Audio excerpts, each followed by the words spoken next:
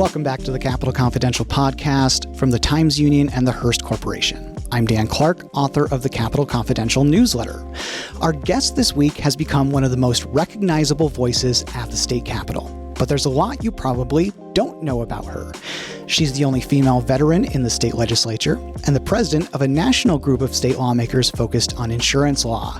Assembly Speaker Pro Tem Pamela Hunter, thanks for joining us. Thank you. Of course. So I didn't know that you were a veteran. I am. How could you not know that? I'm in my 10th year. How is that possible? I chaired the subcommittee for women veterans. I've been on the Veterans Committee ever since I've been in the Assembly. And yeah, in my 10th year, I still remain the only female veteran in the entire state legislature for 20 million people. It's just me. When did you serve? After high school, for 3 years, active duty. And it was a great experience. It really was. I was a cook in the military. I don't think a lot of people don't know that about me, but I was a cook. I actually wanted to be a chef when I was younger. And for my birthday, I would ask my parents for Bon Appetit magazine. Ooh. And I went to BOCES in Saratoga actually for 2 years in high school. And so when I went into the military, my parents had to sign for me because I was 17 years old when I graduated and I didn't turn 18 until November. So I went to basic training and then I was at my permanent duty station before I was even 18 years old because I did not have to go to training. You know, the training to be whatever job that you're going to be in the military. I did not have to go and do that because I was in BOCES for 2 years. I don't know if they'd ever let people do that now. But so I went straight after basic training right to my permanent duty station in Fort Belvoir, Virginia. And I was there for 3 years. So what changed? Why didn't you go on to become a chef? Because cooking for thousands of people, multiple meals per day, had to tap out, couldn't do it. And I'm an active member of my American Legion post right now. And the one thing I will not volunteer to do, I clean, I pull weeds, I attend bar, I, host events. I will not work and volunteer in the kitchen. Oh my gosh. I have, PTSD. Do you still like cooking though? I love to cook. I cook all the time at home. But cooking for thousands of people for multiple meals per day, it's an enormous responsibility. And it's interesting because everybody loves to cook, especially when you're out in the field and it's cold and it's raining and that's the warmest place to be. But that was not for me post-military for sure. So when you were at that point in your life, did you want to be involved in public service in terms of running for office? I never thought that I would be in this place. And that's why I tell young people all the time, you have to be disciplined and prepared for opportunities because someone is always watching you. Someone is always seeing if you're about your business, taking care of things that you're supposed to. And I really believe that foundation came from being in the military, also for my family, because they served in many different capacities, not politically, but definitely with civil rights, marching with Reverend Abernathy in Tent City in the original Poor People's March. So that was the foundation of service for me in my life. But I prepared myself for opportunities. And when I first moved to Syracuse, I wanted to be a part of something. I had time. I wanted to participate. And I actually got involved with the County Democratic Committee. And here I am today. There you are today. And you're usually up at the lectern as Speaker Pro Tem. Yes. How have you liked that? I mean, it's your first amazing. Session. Yeah. It's amazing. It's interesting because it's kind of, you have a rhythm and you have the cadence. And in some ways, people always remember what Jeffrey how he would say, are there any other votes? And I'm like, that's not my rhythm of how I speak. But it's been really interesting. I'm always about kind of order and discipline anyway. So I think the speaker saw that in me, especially when I was a majority conference chair before. I'm very about business. And so, you have to be that way. You got a room full of people and people got personalities and they might not be happy that day. And, you're already starting late. So people are already grumpy and it's a lot of things going on.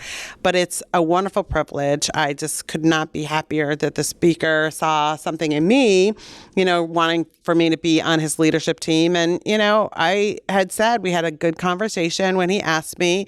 And, I said, I want to be part of your leadership team, not, the figurehead kind of sitting at the rostrum, but really to be a part of what you're doing as a partner with you.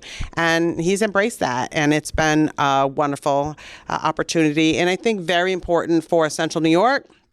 There hasn't been anybody in a leadership position in Central New York since Mike Bragman was majority leader all those many years ago. And I really think, especially now with all of the things that are going on federally and just across the state, it's important to be able to have someone in leadership in Central New York outside of New York City. Yeah, I think the speaker has done a really good job about being a member speaker and really listening to people. Yes. Talk to me about that relationship working with him in that leadership role. I mean, you have worked on a lot of different issues, I would say. You had the cancer biomarker bill, the driver's license suspension bill, across a lot of different ways. Good cause eviction. Oh, yeah. Exactly. I totally forgot that was you.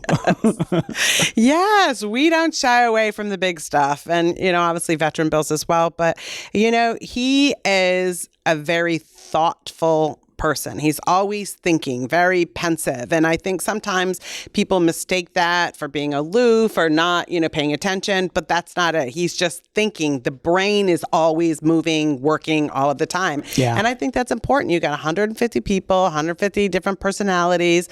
You got 100 people, in the majority, and everybody's got an opinion. Everybody has a need. Everybody has a want. And being able to kind of put that together in a package has been very important. And just, he listens and he'll ask for input, and he knows I'm like one of those thinking, observing, watching, and then speak. And that's just kind of how I operate. And I think that's what he likes about my leadership style. It's not I'm hard charging, like a bull. I really am kind of, let me take in all the information. And I think that's how we mesh together, because we both are kind of similar in that way. Very deliberate. Yes.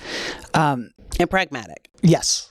What would you say? Do you talk to him and other leadership about a bunch of different issues, or do you like to focus on one area? It all depends on what's going on, quite frankly. I mean, when we start session, it's about the budget. Yeah. And now, especially with everything that's going on and federal cuts and trying to figure out what's going to happen, we've kind of not tackled that. Because everything it could happen, it might happen, it's going to happen. We don't know how much, what's it going to look like. And so it's always the fire alarm is going off, but there's smoke. Where's the fire? You don't really know.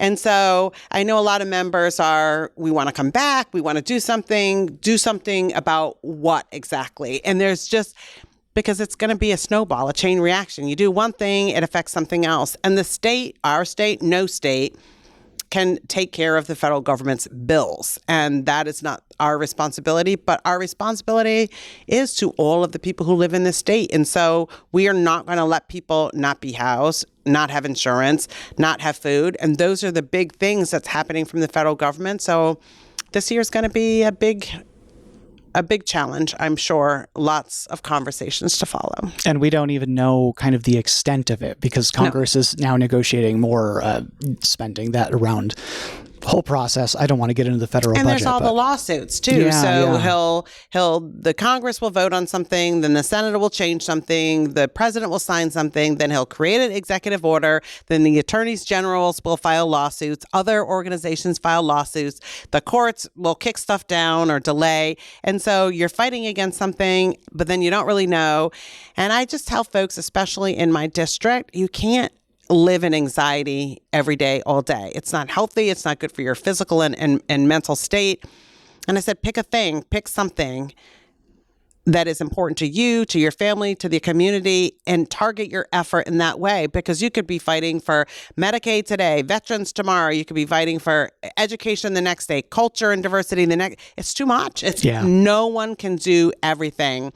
So I say, breathe, take a breath, and then move forward, because that's what we need to be intentional and purposeful about what's going on when we know something concretely is happening.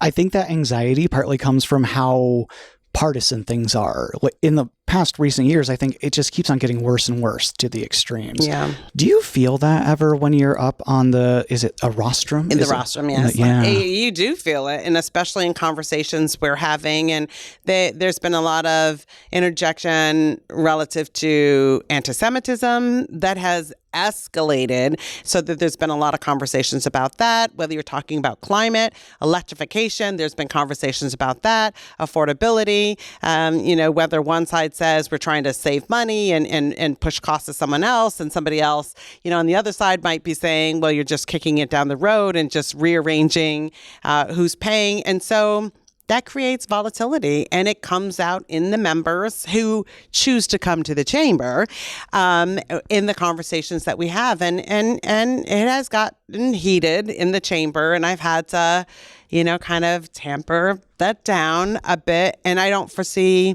that changing, to be honest, because there's just more things that have happened since we left in June. And elections next year, people are jockeying, pivoting, trying to flex whatever they're doing. And I don't foresee that changing, quite honestly. I think that that's here to stay, at least for the time being, and we'll see what happens in the midterms. But, it's interesting because about the whole partisanship, and that's the sitting back and observing and listening, because if you have a conversation with someone who might not necessarily be the same party as you, and you take away the kind of political rhetoric and just have a conversation, you're really talking about the same thing and just doing it in a different way. Right. And then you have extremes. You have extremes on the left, you have extremes on the right, and those obviously are the ones that kind of bubble up, maybe the vocal minority in some ways. But they're really all talking about the same thing. It's how are you going to get it done? And that is the key. How do we get it done to positively impact the most amount of people? And I just think a perfect example, when you're talking about partisanship, that happened in Cato, in my area, yesterday, the day before, with the immigration, the ICE raids. Yeah. Very red, very Republican district. And the shock on some folks' faces are like, well, these are the good people. These are just nice people in the community, that they're not doing anything wrong. That's your president. That's the person who said, go and do this. And so when you hear the kind of conversation about the gangsters and the criminals and the undocumented people who are causing crimes, they're not the people working at that plant in Cato. Right. That's not necessarily what the folks who were living there were thinking. Now, all of a sudden, how are this economic boost that comes from this company going to keep happening if, in fact, we keep scooping up, kidnapping people out of their workplaces? Who's going to supplant those workers? And I don't mean to make that seem less, but I think about farms all the time. I had a farm salon about a month ago, a roundtable conversation with many stakeholders, because I don't think people understand that I do have probably the most diverse district in the state: urban, suburban, rural, and the Onondaga Nation. So I have farms in my district. I think people think I'm just all city of Syracuse, and I don't. I have 3 towns. I have farms in my district. And that was one of the points of conversation that we had, was relative to on farms, what happens when ICE comes, because ICE did come and picked up a couple people. What do they do? What are their legal what legal can they do if somebody does come? But also there's different visa statuses for dairy farmers compared to seasonal migrant workers on apple farms. And I don't think most people understand cows have to be milked every day, multiple times per day. That's not seasonal. Apples only grow a certain time. The visas that the folks have who are apple pickers and farmers are not the same type of workers they need on a dairy farm. And that food doesn't come from the sky onto the grocery store. It literally comes from the farms that we need to have workers working. And, when you kind of hear, on cartoons and, some of the, well, they're stealing our jobs. Your son, your daughter is not working on the farm. Right. We need to just be honest about what's going on. And I don't think there's honest conversations happening. No, I don't think so either. And those are the kind of jobs that I don't think U.S. residents will go to immediately in any sense of... They have not. Even as an unemployed person, their notion of let me go do this to feed my family, that doesn't come. And you have to have transportation to work on a farm. And I think it works for many of the folks who do because they have housing, and many of them don't have families, here, so that they don't have to worry about childcare and some of the other things that we have to think about as kind of established families.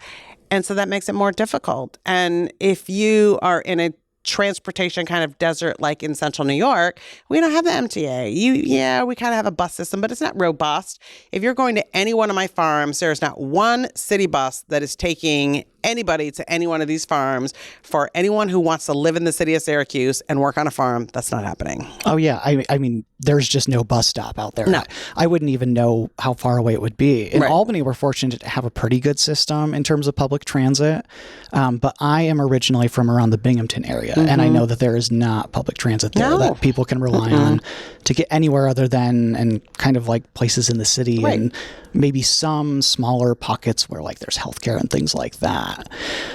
This is something that you've clearly thought about. When you're up at the rostrum and there's a debate like this happening on the floor, do you ever just wish that you could jump in and be like, actually, that's not true? Or like, I would have to have somebody actually come up and replace me on the rostrum, push my button to go down to speak so that I could be part of the conversation. And I think that's where leadership steps in, when you have to acknowledge that your role is different now. And while you may have opinion and have potential solutions and legislation and all of those things, my job at this point is not to be down there actively, engaging in the conversation. It really is kind of directing the conversation in a cordial, respectful, if possible, manner. And the flow of the process. So, I can have those conversations outside of the chamber, but that's not really my role anymore to do that inside. oh, yeah. I mean, this question is going to sound sexist, and I'm sorry for that, but you've brought some style to the rostrum. It's so funny. Everyone talks about the glasses, and I've had those glasses for years, but people don't see me every single day, with them on. So, my husband, he's like, where are those glasses? How come I never see you walking around with those glasses? I'm like, for people who have paid attention for the years, I have glasses everywhere. I have a pair of glasses in my purse. I have a pair of glasses on my desk. I have a pair of glasses in my office, so that they're always at the ready, because I can't wear them for distance. It's only for close up. And that's why I'm always taking them on and off. And so the reason the ones you see I have when you see me every day is because those are the glasses that are in my purse. Because if you were ever on Zoom with me and I was in my DO, you would not see me wearing those glasses. It would be something totally that's on my desk. In the DO, they stay right there, never move. I love those glasses. I think that's so fun. Oh my gosh. Super cool, right? I wish I could wear those glasses. You can. I could for sure. It'd probably not match anything that I would ever wear. No, it's all a vibe. It's all a style for sure. Are you the first woman to hold this role? Do you know? No, Aurelia Green. Oh, do you know about her? She was not serving when I served. And actually on the rostrum, in the desk drawer, there was a picture of her in there, and Jeffrion had it in there. And so I keep it in there as kind of a Black woman, as a reminder that this woman had this position before me. I don't know history going as far back as the Assembly, but I don't know of any other upstate person having that role, definitely of color and as a woman. But Aurelia Green, beautiful woman of color, the white hair, just very poised, perfectly coiffed. So it's just a privilege to be able to kind of sit there and standing on someone else's shoulders who came before me. I love that. I got to read up about her because she sounds very cool. Yeah. So you have some other stuff going on as well. But before we talk about your work on insurance and the Sex Offender Registration Act, we're going to take a quick break. Okay.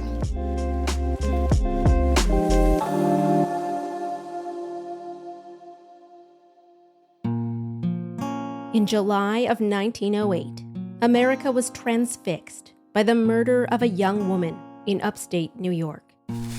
Either Hazel came down here alive or dead. We don't know. Oh, I think she was alive. She was found floating in a country pond, her death shrouded in mystery, her killer unknown. Was she murdered by a spurned lover? Was she leading a secret double life outside of her station as a governess to the wealthy residents of Troy, New York? Did she know too many secrets? She was obviously trying to create a better life for herself, and she knew how to maneuver to make it work for her, and it worked until it didn't.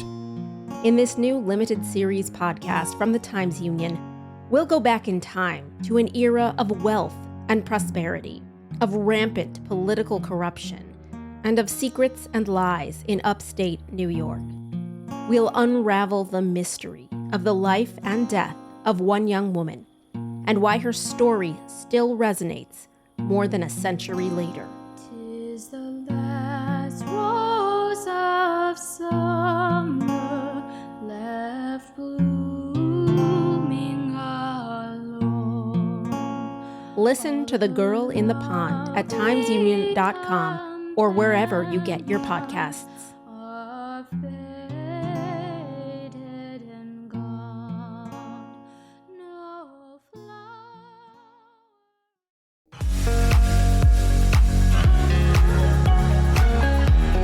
If you're enjoying this podcast, take advantage of all the Times Union has to offer and support our efforts to bring you award-winning journalism by becoming a Times Union subscriber today.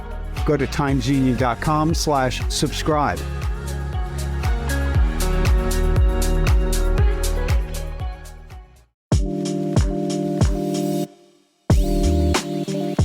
And we're back on the Capitol Confidential podcast with Speaker Pro Tem Pamela Hunter. So you are president of this national insurance group for legislators, the National Council on Insurance of Insurance Legislators. How did you get involved in that? So when you first start in the legislature, the speaker asks you what committees you want to be on. And there's a list of like 30 different committees. And then he says, rank your top 10, I think. And I'm pretty sure I only gave 5 because I didn't want to get on any committee that I wasn't interested in. And I wanted a special, so I don't know if I got, special consideration. But the 5 committees I asked for, minus 1, actually, I asked for education. I was not able to get an education. I guess it's a pretty popular committee that everyone wants to be on. So I wasn't able to get that, which worked out actually perfectly. But I asked, I think insurance was my number 1 committee I wanted to be on. And I'm not an insurance broker, have not worked in the industry at all, but felt that insurance impacts every single aspect of someone's life. And so if something involves people in my district so impactfully, I should know about that. And that's why I wanted to be on the insurance committee. And I'm actively engaged in the committee. It's not like a sexy thing. It's like insurance. You're like, insurance, all these big words and complex and law and whatnot. But it's so impactful.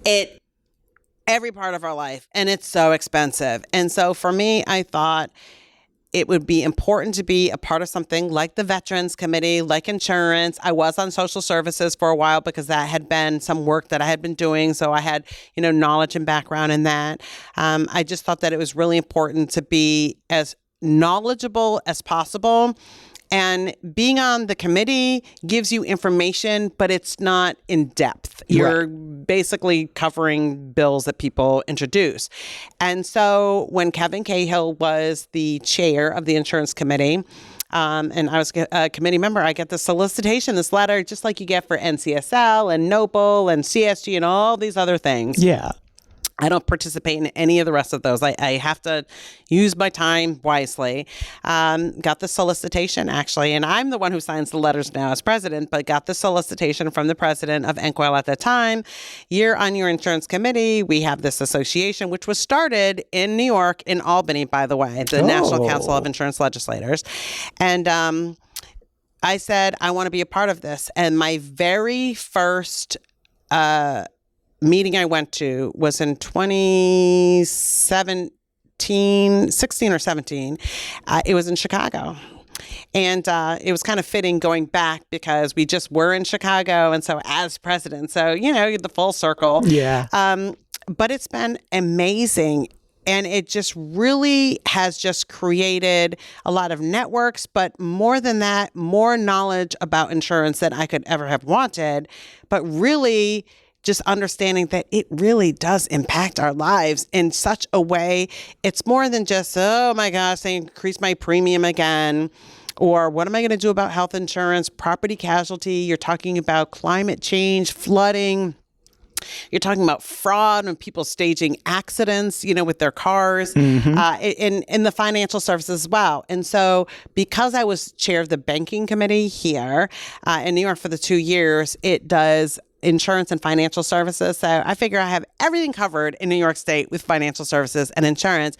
And really, I'm able to bring model bills that we put forward at the national level here in New York, like the biomarker bill, which is huge. People should be able to get these tests. But that's something that we shouldn't be excluded from if you're having conversations nationally about what other states are doing. And one of the most important things I think that most people don't understand about NCOIL, it's bipartisan. You don't walk in there as a Democrat or Republican.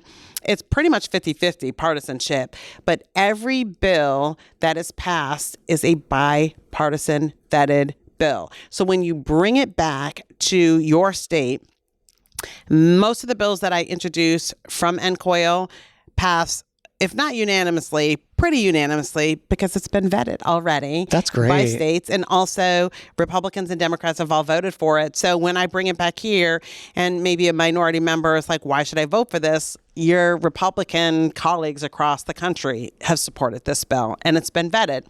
So I just think it's really important. It's been a great experience. And being president this year, one of my main initiatives was talking about AI and insurance. We want to make sure there's consumer protections, wanting to make sure that there's not discrimination, wanting to make sure that people are not being denied for benefits and services because of AI algorithms. And just kind of lastly on that point, when I was in college, I started out as a computer information systems major. I was going to be a computer program in the .com era. I could have been wealthy, during in the .com era with the businesses, the startups, and I lived in the DC area at the time, but I was a computer science major. And one of the basic first things that you learn is GIGO, garbage in, garbage out. And it's all algorithms. And so whatever the code that you put in, if it's crap code, you're getting crap garbage out. And to me, that's why AI is so important and dangerous, because it all is based on the algorithm, the code. What information are you putting in compared to what's coming out? And the example I always give is, say your primary care provider knows you're not a really compliant patient. You're not really take your medication like you're supposed to. You get hurt, you're supposed to go to PT, and your doctor knows you're probably going to need 20 visits, not 10. But the algorithm says, based on this in the chart, these words, we're saying you should only get 10 visits. But that your they'll doctor, only cover 10. Right. But your doctor knows that that's not really going to work for you because I've known you for 15 years as a patient. Those are the kinds of things that humans need to be able to have eyeballs on. And that's just one example. There could be like many other examples. And that's why I always just think that it's important, why technology is great. There needs to be human oversight and interaction with it. I think it's better that you were not an insurance broker before, or that you weren't an insurance attorney before, because I often feel in covering insurance, especially health insurance, I would say, it is such a labyrinth of confusing information. And if we don't have people like you or me to go in there and say, hey, as a consumer, right, and as me representing consumers, none of this makes sense. And here's the actual experience that we need to change. Consumers, and also I think sometimes, and I've, taken them to the wall too.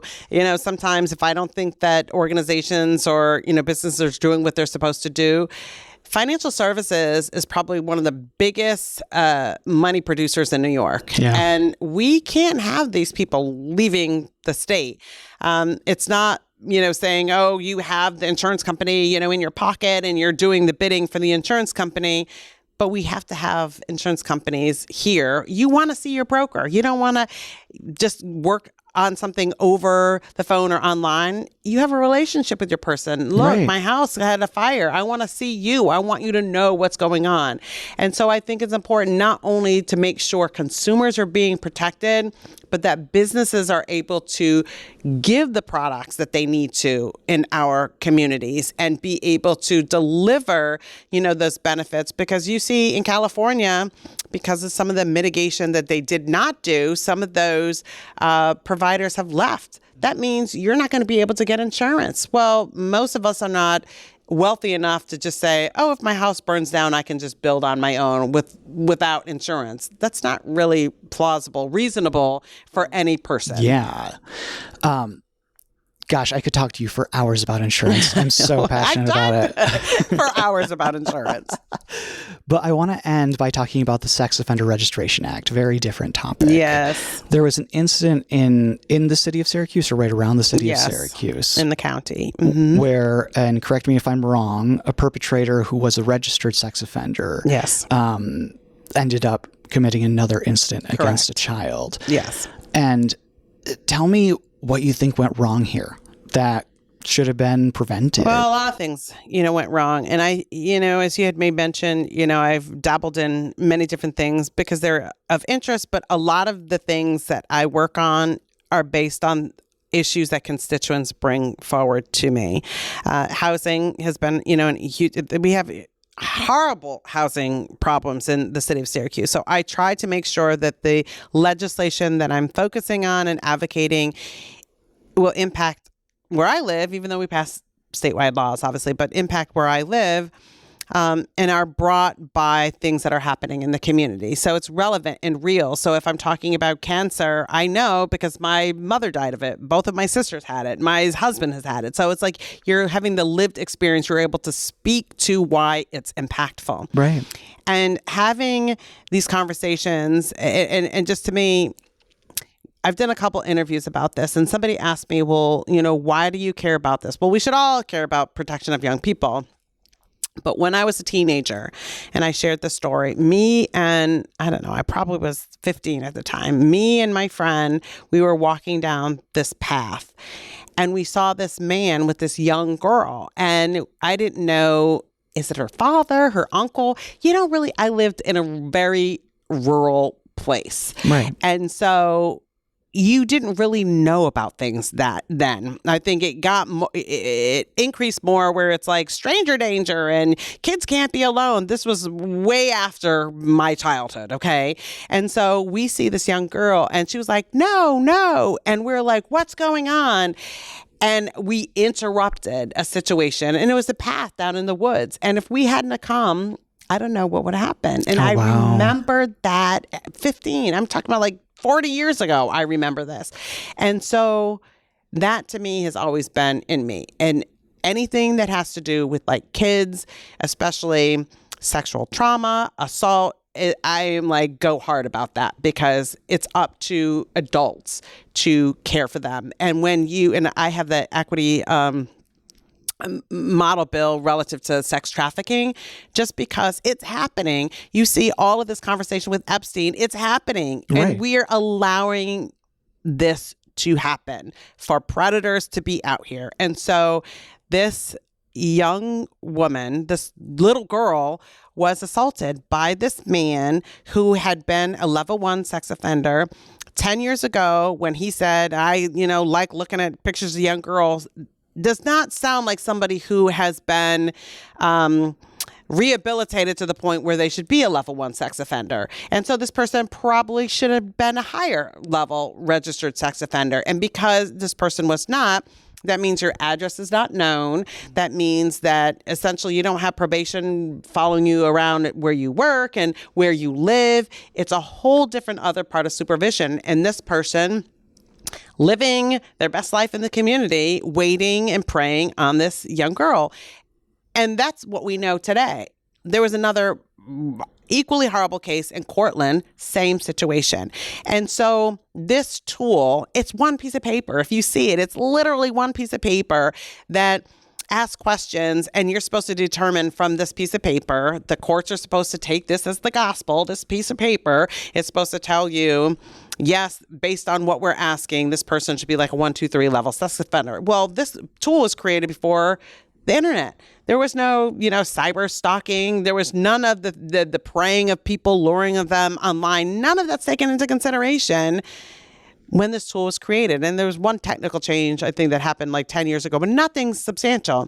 The Board of Examiners needs to get the qualified group of people together and constantly look at this tool or some other tool that will make sure that if there are predators in our community, they are appropriately monitored, appropriately designated, so that people in our community can feel safe. And that, to me, this should be a no-brainer. This should not as you're be describing something that's it. difficult. And it has been around for a long time.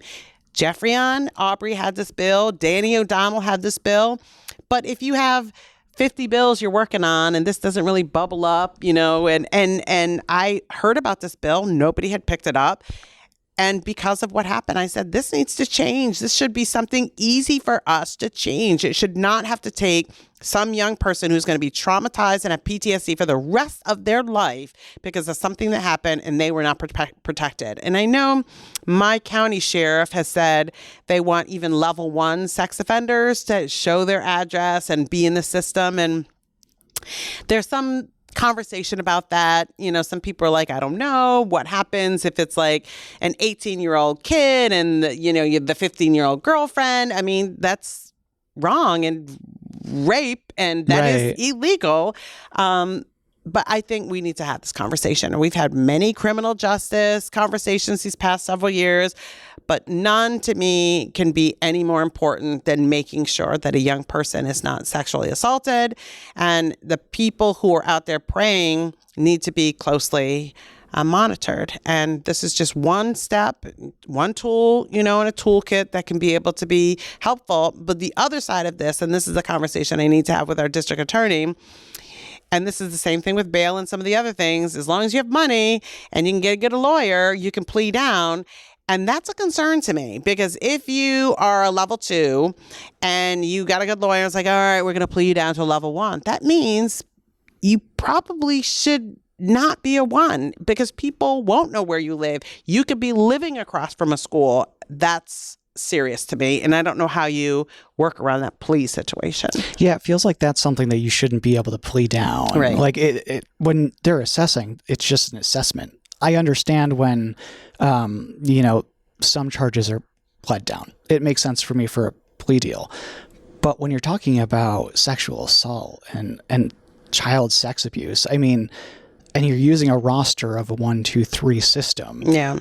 It just doesn't feel like something that you should be able to say, hey, we're going to cut you a deal and we'll... You would think that. And then you see people, are initially charged with murder and they get convicted with manslaughter, because that's how the whole negotiation and the deal happens. And is murder less serious, less egregious than sexual assault of a minor? I don't think so. Crime is, and it's all harmful and can cause lifelong trauma. But there's just something about messing with kids that just will never, ever be an acceptable situation. And if this is just one thing that could help young people and parents in the community. And since I've been talking about this, and I'm not a psychologist, I'm not a lawyer, obviously I'm not an insurance broker, but people have sent me emails, calls saying, this happened to my family member. This person was out in the community.